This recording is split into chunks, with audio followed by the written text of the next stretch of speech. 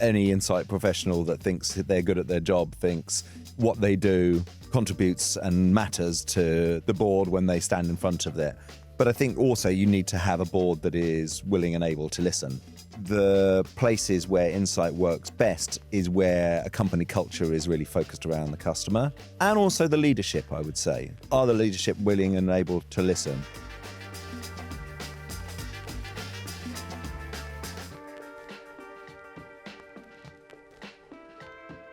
Welcome back to How to Love a Customer. Our guest today is Rufus Weston. Rufus is someone I've known for a good number of years now. I'm not going to try to calculate exactly how many right now. Rufus, you are now running your own consulting firm, but you were previously in insights across many brands that I think everyone here would know, such as Nike, Just Eat Takeaway, HarperCollins, and so on and so on. So yeah, how are you finding life in the consulting world? Very different.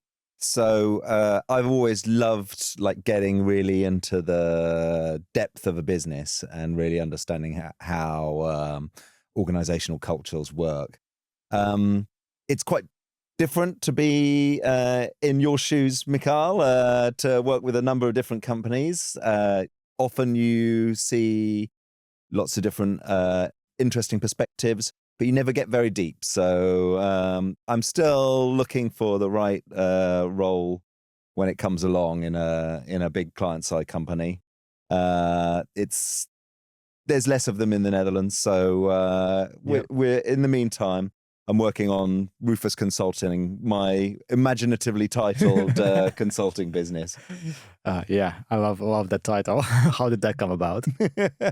Well, it was a story through my old CMO. She basically said, your name is your brand. There's not many Rufis in the world, so you've got to be called Rufus Consulting whenever you do a business. And so it was there, born from the year dot. Thank you, Suso O'Brien, for that one.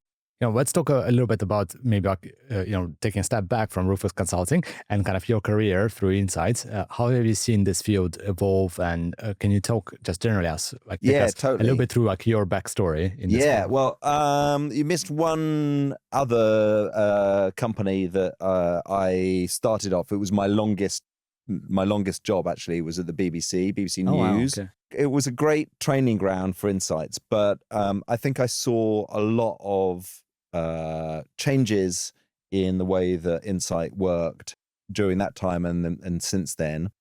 And I would say basically there's two main themes I'd like to kind of pick out from that. One, which has been constant, is the pace of technological change in Insights. So I really felt like when I started, so I mean, it's a too long time ago now, we were actually mostly running surveys. There was a move between telephone surveys into online. Digital research meant running online surveys instead of telephone surveys. And that really that pace of change has never really stopped. So from online surveys came into web analytics, and web analytics came into big data. And then, of course, from big data, we're starting to come into AI, which is another disruptive technology I'm sure we'll come on to later. So there's been a real linear, maybe even a curve upwards in terms of the pace of change in Insights that I think has been really interesting. There are some things that have stayed the same, though. And right at the start, my boss used to tell me about communication and trying to get a seat at the table. And I think those are challenges that have happened always through customer insight in almost every single job I've ever had. It's a little bit about kind of how to make impact, how to tell stories in an organization, how to get a seat at the table, and most crucially for the world we're living in now, how to make a case for how your role is almost part of a profit center instead of a cost center. It's really important to be able to say and communicate the value that you're giving to an organization beyond just a kind of vague, oh, isn't it nice to love our customer? Yeah. And that was something that has been there all the way from the start and will be a perennial. And those are the sorts of transferable skills that I think happen, and you learn over time as an insight person. And how do you see? So this is such an interesting topic because, of course, we experience a lot of that as well, which I don't know. And how do you see, like, in your experience working out all these different companies, what determines whether this works or it doesn't? Is it something innate to the company culture, or is it something that depends more on the insights professional and team to get that seat at the table? Where have you seen this work and not work? Yeah, it's really a combination of both, in my opinion. So, I mean, obviously, any insight professional that thinks they're good at their job thinks what they do contributes and matters to the board when they stand in front of it. But I think also you need to have a board that is willing and able to listen. And actually, the places where insight works best is where a company culture is really focused around the customer. And also the leadership, I would say. So I guess it's maybe three parts. You've got the insight people themselves. Are you a decent team? You've got the company culture in general. Are we actually a company focused? A customer focused company? And then are the leadership willing and able to listen? I'll give you a story about my time at Just Eat, where we'll love a story here. Good. We're in good company. Actually, it's about leadership. Yep. Because I'd like to call out there one of my most inspirational bosses. I'd been in the company maybe a month or so, and he called me down to his office, and he was a very reflective guy. He's a guy called Adrian Blair. He's now CEO of Trustpilot. So he's gone on to great things himself. But he was part of an amazing entrepreneurial culture at Just Eat. And he called me in and he said, I've been reflecting over time. What am I here for? What am I doing here at Just Eat? We've IPO'd, we've done all the great stuff, and now we've come back crashing down to a halt. What do we do to take it to the next level in the next 5 years? And this is a guy who is, you can hear he's obviously self-aware. Behind him, as he's talking to me, he had on his whiteboard written a phrase that I've never forgotten. It says, "Speak lightly, your thoughts may be heard as orders." So he knew when he spoke, people would just go, okay, we'll go off and do it. So he had this way of persuading you into things that was far more subtle than just being directive. Anyway, he had spent 12 hours on the flight to Australia going through an Excel spreadsheet of customer comments and feedback, and said, I've realized as I've come back to a bump with my day-to-day operational business, it's all about the customers. It is all about like whether these people are happy or not. And if we can delight them, then we're going to have a strong and decent business. And that's going to make me happy. So he brought it all the way from the very top of, like we talk about CX and customer insight as being sometimes quite functional, but actually it's really about emotion and how that then communicates through the rest of the company. And his enthusiasm, I think, really forced the customer culture through the organization. Yeah, that's super interesting, because you do occasionally see companies that talk about the importance of the customer. They are very happy to put it in their annual report and on the website. But then you don't ever see their CEOs reading through the spreadsheet of customer comments, or even a nicer format of that. It's true. I think he, if I was honest, it probably wasn't the greatest use of his time. It's one of the reasons why we brought you in. But then he got inspired to create it. So yeah. So it is important. I find it's really important to do, at least on occasion. Awesome. Exactly. Rufus, and speaking of AI a little bit and technology. So you said there was this change from doing surveys and I guess back in the day, I remember people would do the service sort of like on the street with the clipboard, right? Or call on the phone, right? These days we do very, very differently. Now it's like almost all, again, about AI. And sometimes I hear like people even say like, why bother asking the customers? We can ask AI what the customer would think and sort of get the information that way, which I can see the appeal of, but I am still a little bit skeptical of. How have you seen this, like, basically insights you can find, are they more impressive now, easier to find, deeper, or is technology really like, makes it kind of go in the opposite direction? Ooh, a big question. I mean, I think that you're seeing a change in customer behavior with the rise of interrogative AI. So I think that customers have become more accustomed now to being able to give long form feedback than they have been over the last few years. So I really felt as a collector of feedback that there was a problem of deteriorating attention span for customers. So we would ask people in the early days when I arrived at Just Eat, a really open question about what they loved about their takeaway experience, and we would get the most wonderful stories, like literally, like stuff that would make you laugh, cry. There was rude stuff in there. I mean, I can't tell you about it today. Yep. But there was all sorts of stories, and people would take the time to do it. I mean, maybe they were waiting for the takeaway while they did it, but you would just get this great long form content, and it was an incredible part of the culturation of the into the business. I would send this spreadsheet or Word document of customer stories to people as part of their entry into Just Eat, and you'd get a really good sense of like how emotional food was.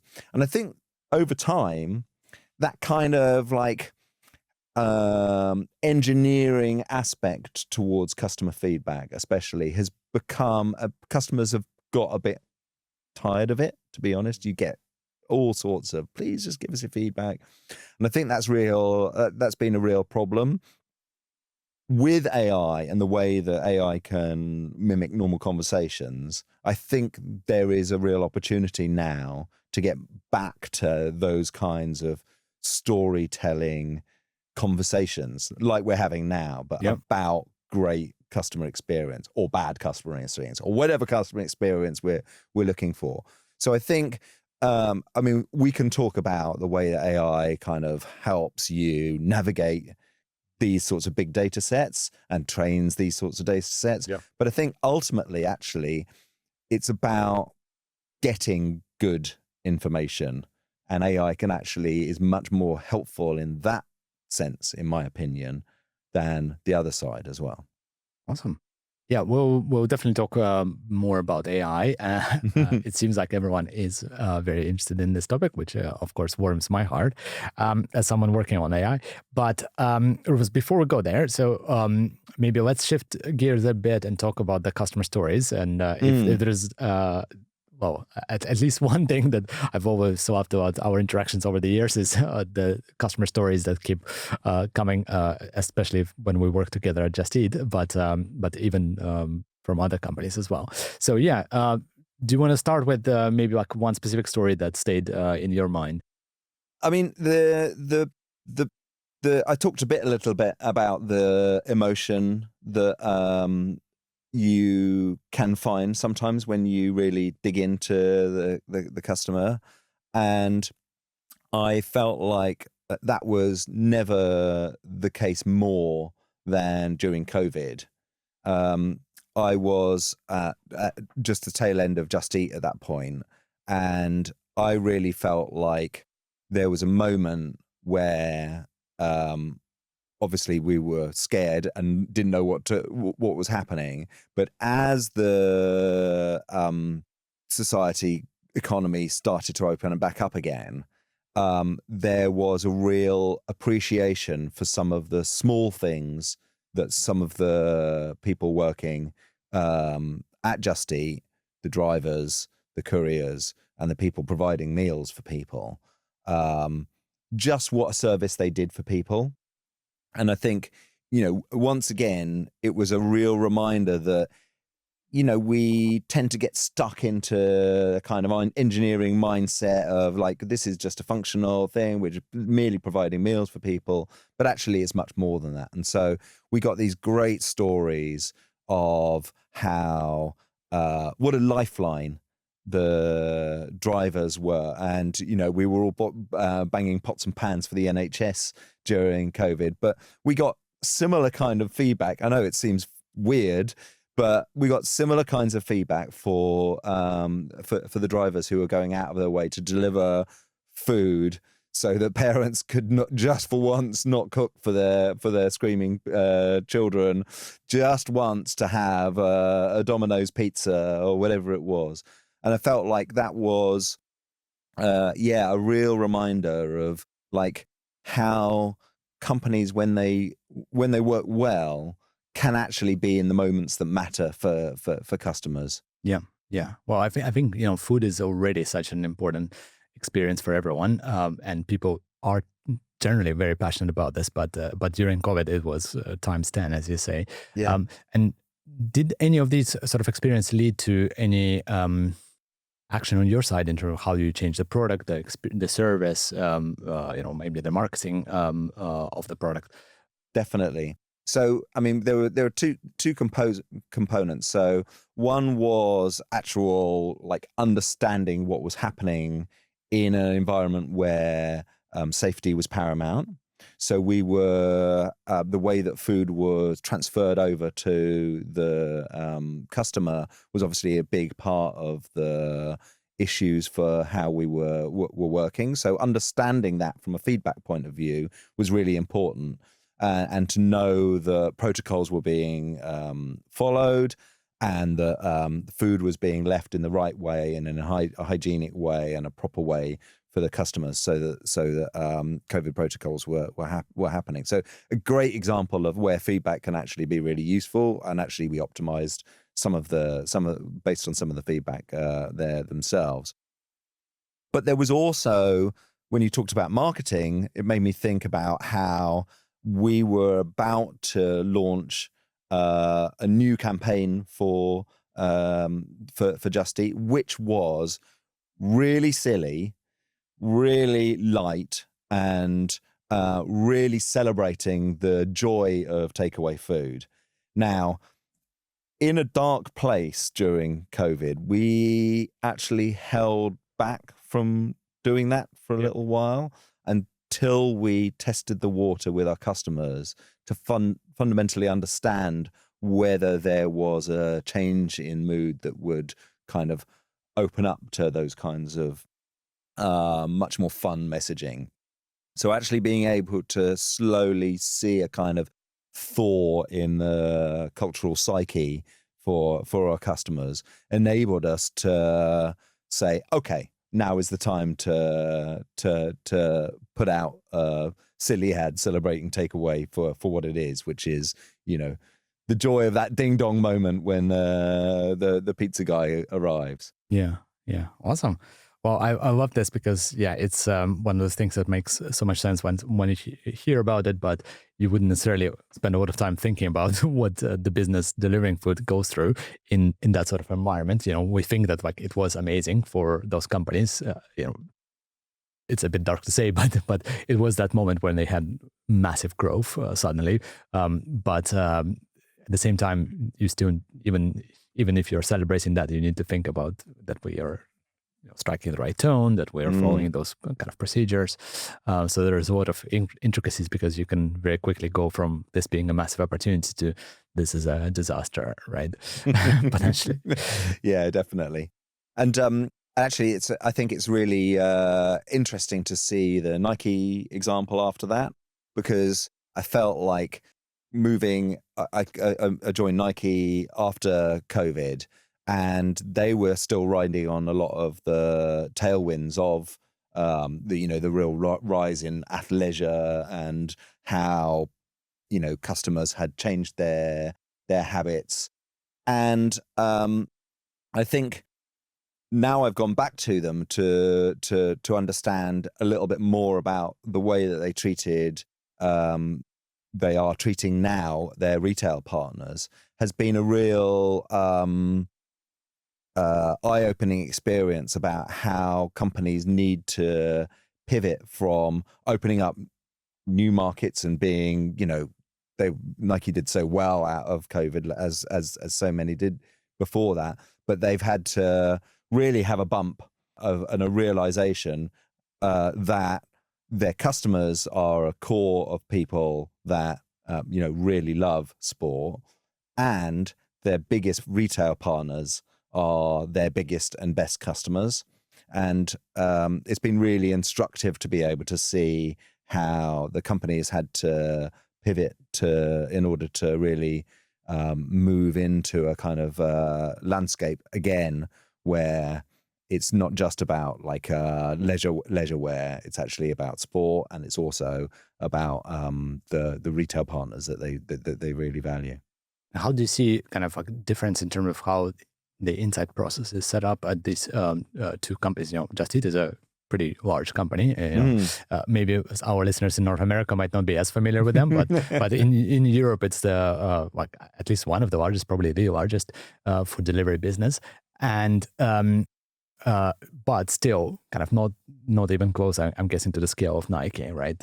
In terms of being like fully global and mostly Just Eat would own direct customer relationship, kind of end to end, more or less. Although there is a restaurant involved as well, but at least they talk directly to the consumer. Whereas with Nike, I've bought a lot of Nike products over the years. I don't think I've ever bought from Nike directly, and so I'm guessing my feedback never would make it to Nike directly either. So how do you see those two company types, rather than necessarily like specific companies, structure their kind of insights, especially around customer experience? Yeah, it's there's a technical insight challenge to this. Yeah. Like, how do you go and interview customers that are not your customers? And any non-D2C company has this problem.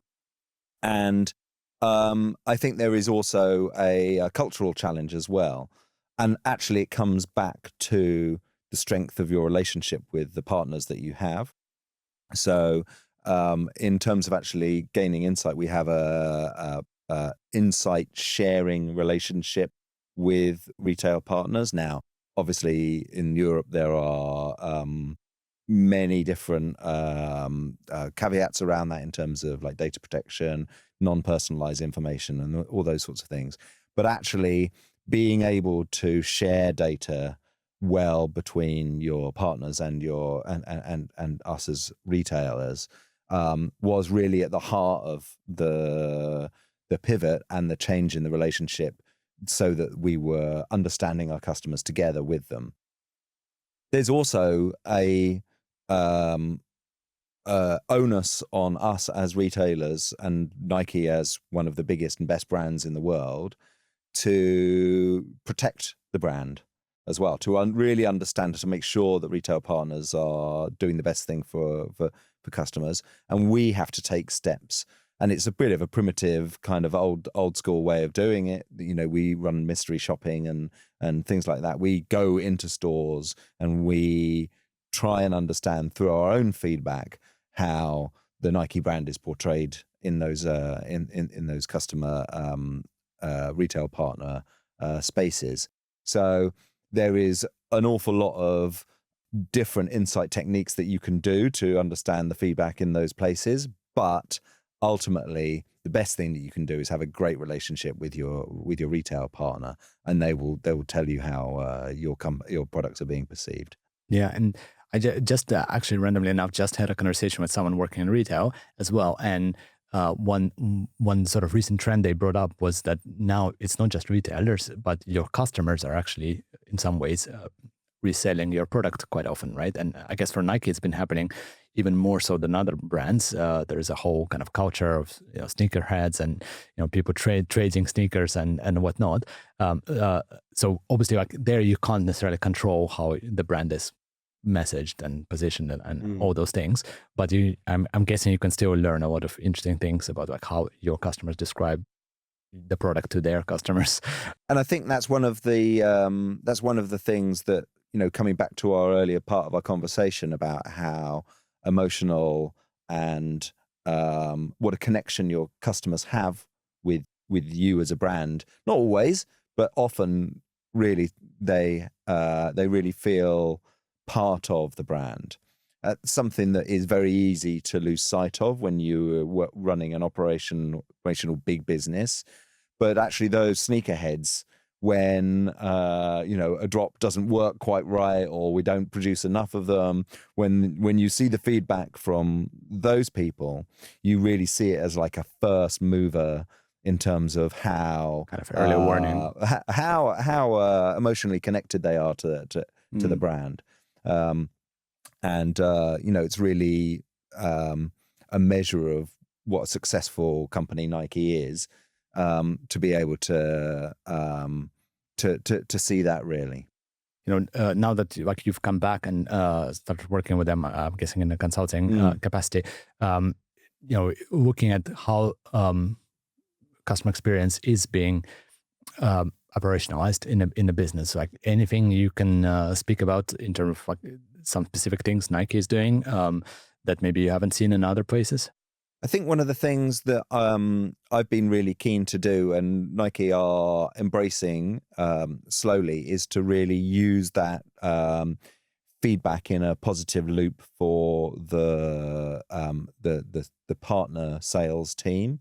So I think oftentimes there was a disconnect in with the commercial teams between customer feedback and action.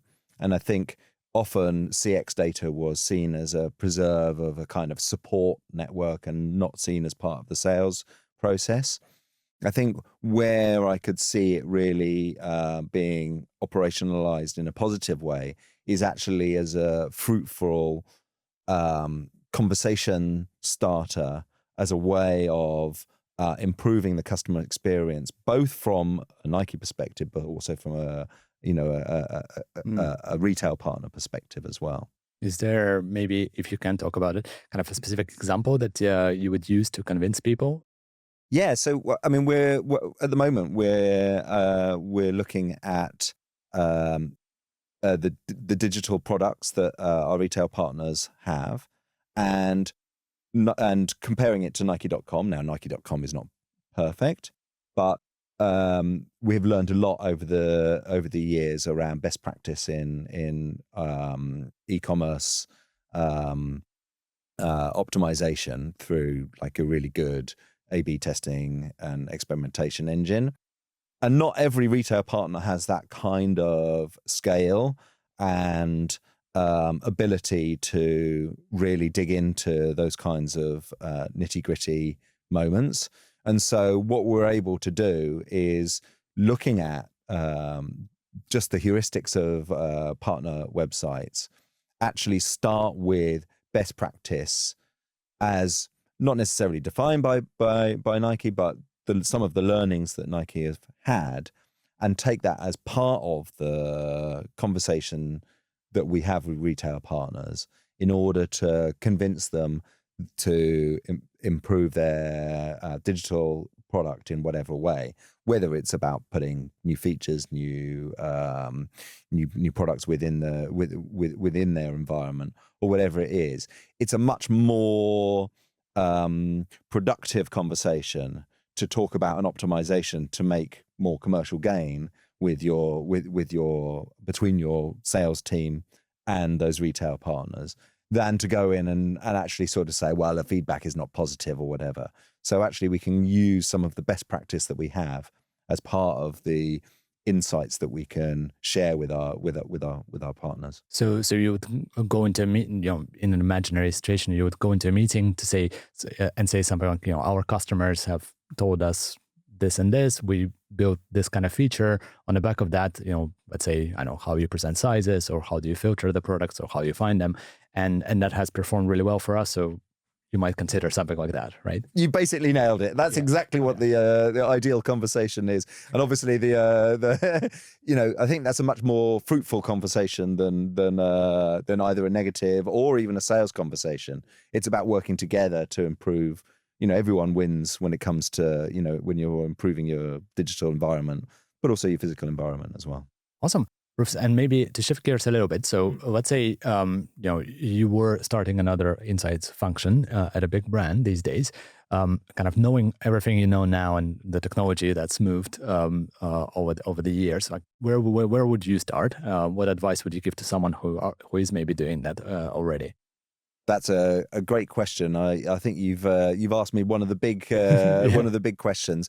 I think there are some basics that you have to put in as an insight team, and there are some fundamentals to understanding your customer that I think can be put in almost anywhere. How people feel about your brand. I would also and that could be through surveys, brand tracking, or anything like that. But I would also really make sure you have a continuous stream of feedback about the product experience as well. And that is something that is not too difficult to do if you have the right partner alongside you. I think where you may have a change in the environment for insight teams is that whilst those programs that you have that help your insight capability, they can be done much more leanly these days than they ever used to. There used to be a lot of backbreaking work. We used to have a steady stream of talented interns that cast their eyes over the many Excel spreadsheets that we used to throw at them. I think that's fast becoming a distant memory now, with the ability to synthesize data. I would still say that there is a role for great insight professionals in any organization, because even whilst the best tools can synthesize data effectively, there is still an extra layer of storytelling and influence building that a good insight professional really has to do with that data on the next step. Yeah, and not to mention, what we find, both with our customers, but also when we use various tools for our own insights, is that as advanced as some of these are, they're still not always perfect, and you need someone in a business who has enough culture and sort of skills in the space to sort of like calibrate the tools, right? I was just talking to someone else about this, and telling them about an example of an insight from one of the platforms that we use to measure conversions on our website and things like that, and asking a question in of their AI system in a essentially it produced a completely wrong answer just because it like slightly misunderstood the question, like once ended like a different word into a question, and did like quarterly versus monthly or something like that, and then you end up with a figure that's in that case was about 2x wrong, right? And so in my opinion, kind of, you do need insight professionals to sort of spot that before, even though I think everyone these days, it's a very popular idea that like we want there to be kind of like a citizen insight professional. Everyone should self-serve, all the way down to people on the front line, managing the stores or restaurants in Just Eat. I remember even when we worked there together, we had this idea that we want to stream insights directly to each restaurant, which I still think is amazing, right? In a sense, but someone needs to kind of curate that the data is correct, that the insights sent to them are at least in some way correct, sense checked and how people interpret them. Back to your storytelling point as well. Yeah, that's another big one, because you sometimes can read the same exact insight and take a very kind of decision against maybe like the brand, what a brand is trying to achieve. Yeah, totally. I think that AI is never more dangerous than when you really don't know the area in which you're interrogating it with. And so you have to have a position of knowledge to start off with when you start with that feedback loop. So if I was building going back to your original question, if I was building an insight team, I still might throw them that spreadsheet of customer comments and stories about that their favorite takeaway experience, because I think without that kind of base level of connection with your customers, without that base level of understanding that you get only from looking at the raw logs in those situations, you wouldn't then be able to throw that to AI and say, this feels right, or this feels wrong, or this actually is 2x out, as you said. Yeah. Awesome, Rufus. Well, maybe to shift gears, at the end of these conversations, we always have a very exciting hot take round. So it's, I ask you a question, you can answer in one word, or you can expand a little bit, but just, go with your gut. So first one is, what's a customer experience trend buzzword that you wish would retire? You did share this with me earlier, and I had to think about this one, but it's a hot take round, right? So I wouldn't use this always, but in the CX and customer experience area, I would retire ROI from it, and I'll tell you why. I think that the value that feedback and customer interactions gives you is greater than it's not a zero-sum game between the cost of answering queries and the value that it gives you in a narrow sense. So we'll talk about great customer experience, but when I've seen great customer experience, it has always been where a company has surprised and delighted someone. And that has a immeasurable power beyond just this crude ROI calculations that you can make around what was the cost of the interaction, what was the value that we gave in terms of that. So maybe we should. I'll caveat a crude ROI calculations. But I think it's a controversial opinion. Which you asked for a hot take, I'm giving it to you, which I love. No, I was going to say that I can completely see the what you mean there, because we've done lots and lots of these ROI calculations, and it's always very hard because you need perfect data to do it, and like even the most amazing companies in the world, we're working right now on an ROI project with one of the most advanced companies in the world, and it's still the data is still not perfect, unfortunately. It's still very hard. Obviously, they have like huge scale, so it makes data analysis very difficult. So you need to then cut corners in some, and then you don't necessarily see the ROI. But the problem is like the ROI of customer experience is by definition it's so messy. It's so very hard to capture all of it. Is it just like that they, let's say, order more food or buy more sneakers, or is it that they tell someone they're friends with, or they maybe write something on Twitter that someone somewhere in Japan will read and buy more sneakers, right?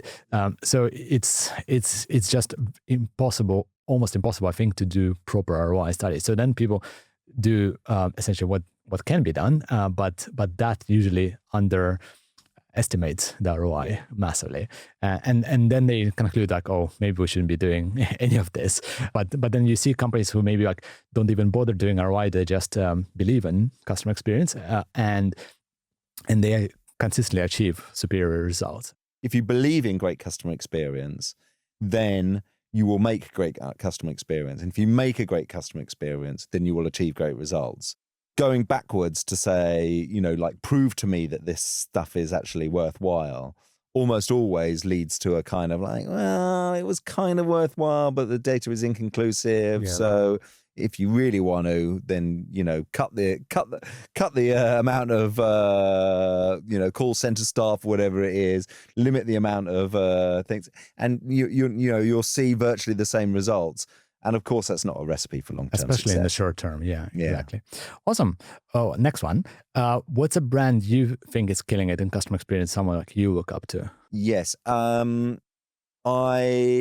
have to say that the brand that I've been really impressed with comes from a recommendation from my own mum and dad, who are obviously they're in their 60s and 70s now, but they get vegetables delivered through Abel and Cole, and also have done through Riverford. And I really like both of the way that they do customer services. It's, they are not the most tech savvy people, right? And so what they do is they phone people if they have a problem with their order. Right. And those people are the gentlest, loveliest people I've ever spoken. I can hear them when I visit my parents, explaining patiently why their mushrooms didn't get delivered.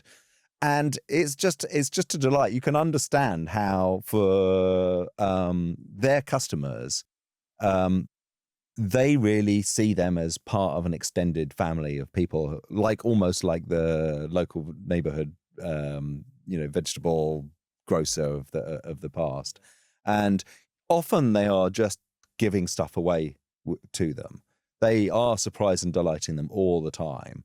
And I think it's an easy thing for them to do. Maybe it's not great ROI, but they have been, every time I go back, they just speak so highly of these companies. So I think they're really great. I think there is great ROI. But they are. You just mentioned them on our super popular podcast. So yeah. And what is one thing that you think the industry in here, feel free to pick, retail or food delivery or any of the other experiences, kind of, or just generally, still gets wrong about customer experience? I guess going back to that first part is to think of it as a cost center. So to think of the cost of doing business, or cost of providing support and great customer experience, as something that is a kind of necessary evil. Whereas I think, in the example I gave before, it's actually part of the business model. And with great companies, that your customer experience is actually a marketing tool. And so if you can calculate the ROI from that, great. But I think incorporating it and getting away from the thought of it as a cost center is probably where advise companies to pivot. Yeah, well, I couldn't agree more. Thinking of customer experience as a cost center, or sometimes another thing we see is where people treat it as something like they do just to be nice, to to have some sort of warm feelings, or to put something nice in their customer report. And that's also, I guess, a form of marketing, but I'm guessing that's not exactly what you're talking about. You're talking about actually investing in customer experience, and then that the customers would become your marketing channel in one or another, right? It's true, yeah. Like your parents apparently have that. Awesome. Rufus, and last but not least, any specific customer interaction that you've had as a customer that stood out to you, either good or bad? Well, I'm an international expat living here in the Netherlands. It's great to be here. I'm very glad to be in the EU. But I've lived elsewhere. I've lived in the UK, and also I lived in Spain. So as part of my life as an expat, you have various digital experiences and physical experiences in interacting with governments. Of course. And I have been so blown away how seamless and how good the Dutch government get their digital experience, right? There's a thing called DigiD in the Netherlands, which is like a seamless one-time personal passport login that you can log in across all government websites, and it's so good. It just gets you in as well as any Google Authenticator, if not better. Will get you across there. And so moving from Spain, where the experience wasn't quite like that, it's been an absolute, one of the things you do is when you move to a new country is you go, what are the good points and what are the bad points? But honestly, the customer experience of the Dutch government, admittedly, they're obviously taking their taxes for it, but they do such a great job. Yeah, it's worth it. Yeah, I don't think we've had that government mentioned on our show yet so far, so that's great. Awesome. Rufus Weston, thank you so much for your time. Thanks for joining us on How to Love a Customer. I think there's a lot our listeners and viewers can take away from your experiences. And if you are listening or watching and you enjoyed this episode, please subscribe to us on whatever platform you listen find the podcast on, and come join us for the next episode of How to Love a Customer. Thank you.